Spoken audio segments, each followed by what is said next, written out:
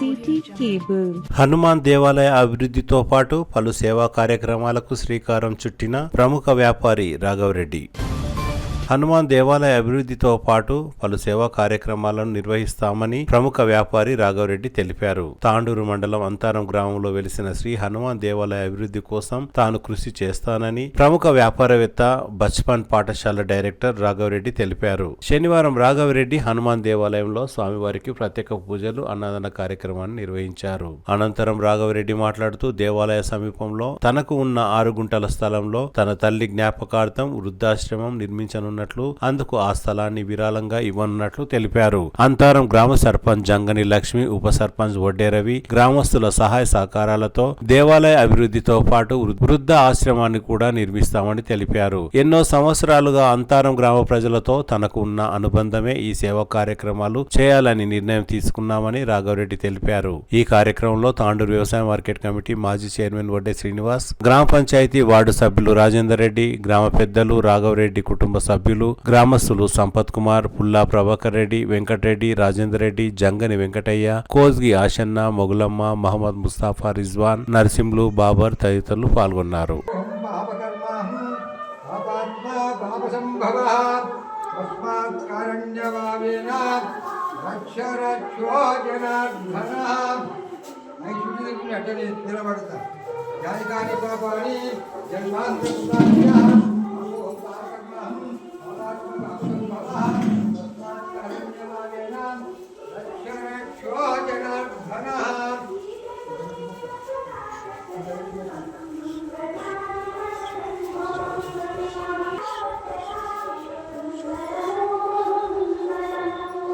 पुष्पांजलि समर्पण.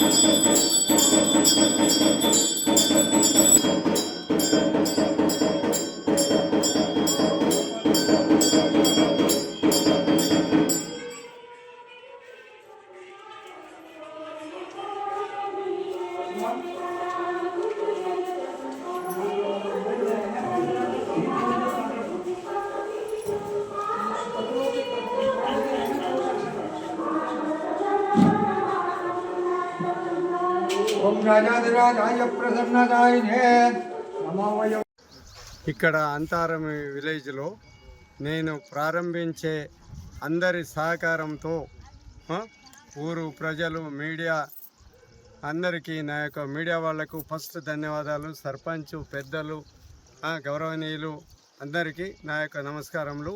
ఇక్కడ ఒక సంకల్పంతో నేను ఒక 20 ఏళ్ళ బ్యాక్ ఇక్కడ ఒక ల్యాండ్ కొనింటిమి అంతారం విలేజ్లో.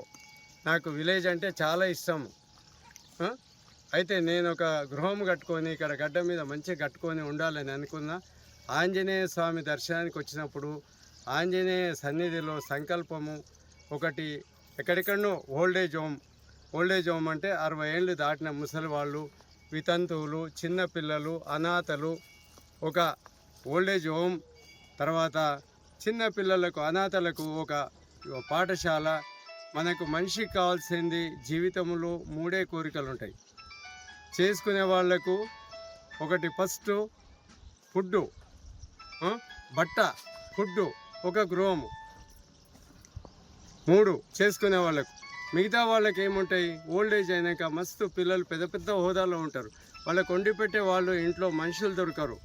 వాళ్ళ పరిస్థితి ఏమవుతుందంటే ఇప్పుడు స్వచ్ఛందంగా మన దేశంలో ఇప్పటికి దొరుకుతున్నారు, బయట దేశాల్లో దొరుకుతలేరు. అన్ని పనులు వాళ్ళే చేసుకుంటారు.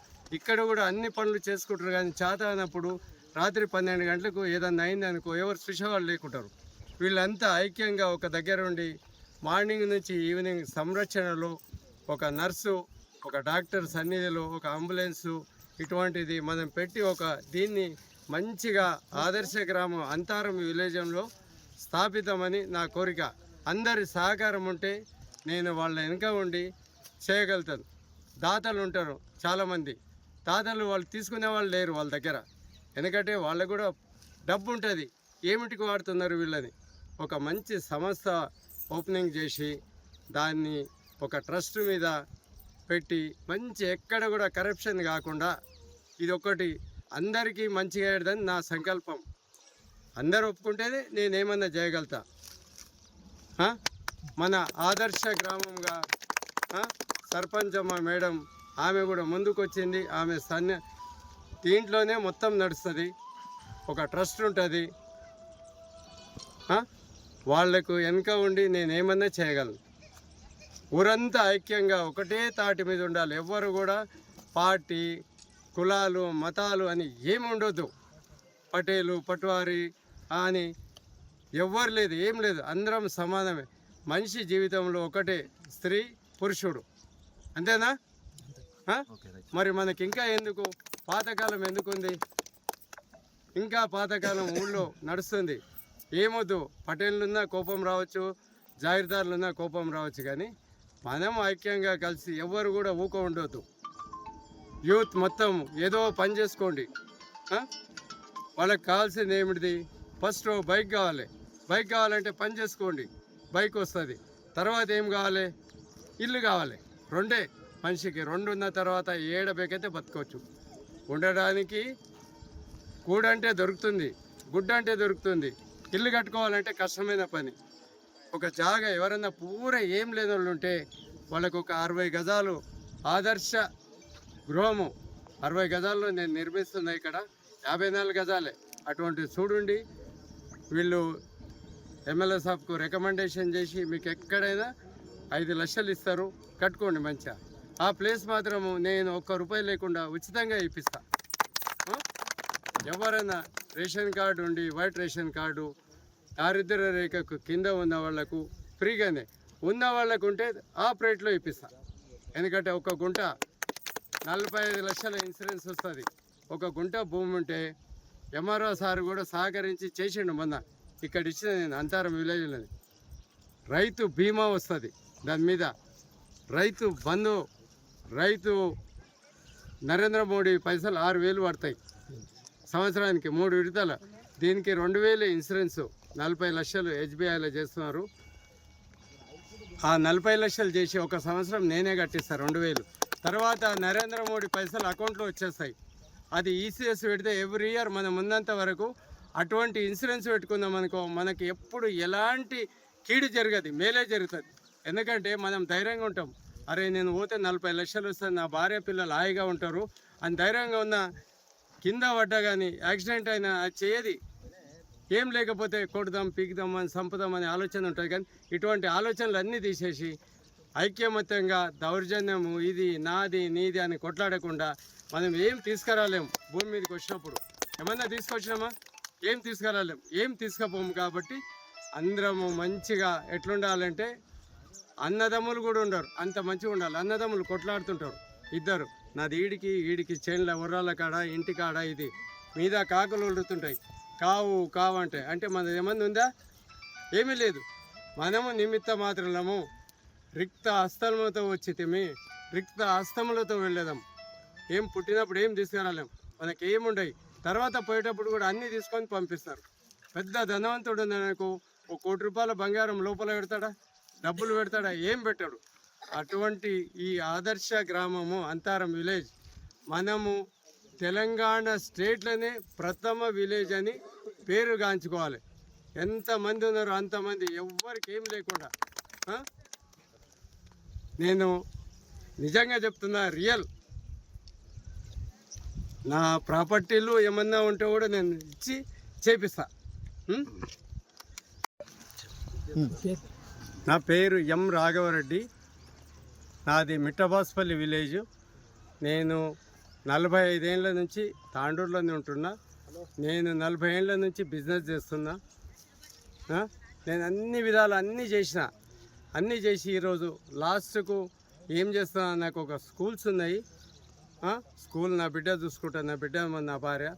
నేను ఇవన్నీ చేసుకుంటూ డెవలప్మెంట్ చేసి కన్స్ట్రక్షన్ ఫీల్డ్లో ఉన్నా. 40 ఏళ్ళ నుంచి నాది కాంట్రాక్ట్ ఇది. నేను సంపాదన నేను కవ్వలేను. ఎప్పుడు కూడా నా దగ్గర డబ్బులు ఏముంటాయి కానీ వస్తుంటాయి. ఎప్పుడు ఏ పని చేయాలన్నా, నేను ఏ పని అయినా చేయాలన్నా, ఇది చేయాలని అంటే 24 గంటల్లో తయారైపోతుంది. అంతే, లేదు సంకల్పం అంతే. అందరికీ బాగుపడుతుందని, మంచిగా దీనికి వస్తుందని. ఇక్కడ నేను ఓల్డ్ ఏజ్ హోమ్ స్టార్ట్ చేద్దామని భూమి ఇక్కడ ఊరు వాళ్ళకు అప్పచెప్పిన. ఎంత భూమి? ఇదా మామూలుగా ఎంత ఉందో ఏం కొలవలేము. 726 గజాలు. కొనుక్కున్నప్పుడు తెలుసుంటది కదా. కొనుక్కున్నప్పుడు అంటే వాళ్ళు ఇంత ఉంది అని చెప్పి ఇచ్చిండ్రు. దీనికి పర్మిషన్ ఉన్నది 726 గజాలు. ఇది దీనికి సర్వే నంబర్ లేదు. ఇది దొరవలేదు, పుల్ల అనంతరెడ్డిది. ఇంత ఉన్నది రాఘవరెడ్డి. నువ్వు భూమి ఉంది, ఇది ఉంది, అక్కడ ఇల్లు ఉంది. ఇప్పుడు బచ్పన్ స్కూల్ పెట్టింది 500 గజాలు. ఏదన్నా తీసుకోనది, ఏదోదమ్మా నాకు ఇది ఎన్ని పైసలు కావాలని ఇచ్చేసాము. పర్మిషన్ దీనికి గ్రామ కంఠంకు ఇల్లు ఎంత కట్టుకుంటామో అంతకే పర్మిషన్ ఉంటుంది. 10 ఎకరాల భూమిలో కూడా నేను ఇప్పుడు అంతారం దగ్గర 1 ఎకరా 3 గుంటలు ఉంది. ఒకటే గుంటకు పర్మిషన్ తీసుకుంటారు. భూమి ఎంత నాదే కదా. అట్లా ఇది ఎంత ఉందో నాకేం తెలియదు, దేవునికే తెలుసు. ఇక్కడ అంతా ఎంత ఉందో గవర్నమెంట్ ల్యాండ్ మొత్తం గ్రామానికి అప్పగిస్తారు అన్నమాట. గ్రామానికి అప్పగించేస్తున్నా. ఇంకా ఏమన్నా పెట్టుబడి కావాలంటే కూడా దీనికి ఫినిషింగ్ దానికి వీళ్ళంతా సహకరిస్తే నేను పెట్టి మొత్తం చేపిస్తా. దీనికి ఎంత భూమి వెళ్తే అది ఎమ్మెల్యే సాబు దగ్గరికి పోయి మనం వీడు ఎంత ఉందో అంత సాఫ్ చేసి, ఇక్కడ ఎవరన్నా కబ్జాలు ఉన్న వాళ్ళు ఉంటే కూడా వాళ్ళకు ఒక 60 గజాలు 70 గజాలు ఇల్లు కట్టుకుని భూమి ఇస్తాము అంటే వీళ్ళు ఇల్లు ఇప్పిస్తారు. అది నేను ఇప్పించేది కాదు. సర్పంచ్ మేడం వాళ్ళతో ఎమ్మెల్యే దగ్గరికి పోయి గృహాలు తెచ్చుకుంటుంది, వీళ్ళకి ఇస్తుంది. మంచి హ్యాపీ. పటేల్ కూడా మన ఊరి గురించి మంచిగా చెప్పిండు. మనం కూడా గట్టిగా చెప్పాము.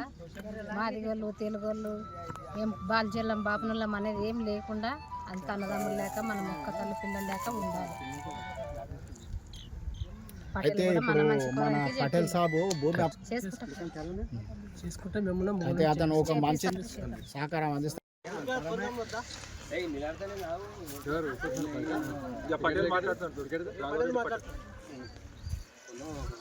నమస్తే.